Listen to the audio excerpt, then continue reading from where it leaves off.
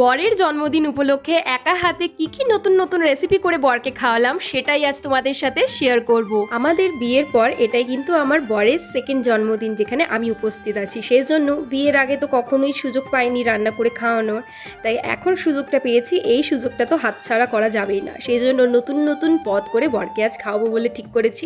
বাসে করে কেক আনা কতটা রিস্কি ব্যাপার সেটা তো তোমরা সকলেই জানো, তার মধ্যে আবার এই কেকটা 2 দিন ধরে ফ্রিজে আছে। সেজন্য সকাল সকাল বরকে বললাম কেকটা কেটে ফেলো। সেলিব্রেশনটা কমপ্লিট করে আমরা কিন্তু চলে গেছিলাম মন্দিরে পুজো দিতে। সেই ব্লগটা তো তোমরা অলরেডি দেখে ফেলেছো, আর যদি কেউ দেখে না থাকো অবশ্যই গিয়ে দেখতে পারো। বরের জন্মদিন উপলক্ষে আজ কি রান্না করলাম সেটা তো তোমাদের সাথে শেয়ার করাই হয়নি। দুপুরের লাঞ্চে কিন্তু আজকে রয়েছে মিক্সড ফ্রাইড রাইস, তার সাথে রয়েছে চিকেন চাপ, আর তার সাথে রয়েছে চিকেন কাটলেট। একদম সিম্পল এই মেনুর মধ্যে চিকেন ফ্রাইড রাইস আর চিকেন কাটলেট এটা কিন্তু প্রথমবার বানাচ্ছি। আগের দিন থেকেই সমস্ত প্রিপারেশন আমি রেডি করে রেখেছিলাম, কারণ জানি পরের দিন হয়তো হাতে অতটাও টাইম পাবো না। সেজন্য কাটলেটের যে ধাঁচটা আছে সেটা কিন্তু আগে থেকেই আমি রেডি করেছি।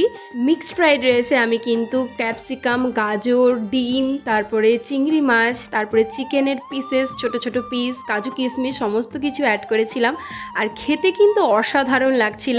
আর তার সাথেই আমি আজ বানিয়ে ফেলেছি চিকেন চাপ। চিকেন চাপটা কিন্তু একদম ঘরোয়াভাবে বানানো হয়েছে। ফ্রাইড রাইসের সাথে চিকেন চাপের যে কম্বিনেশনটা সেটা কিন্তু বাড়ির সবার বেশ পছন্দ হয়েছে।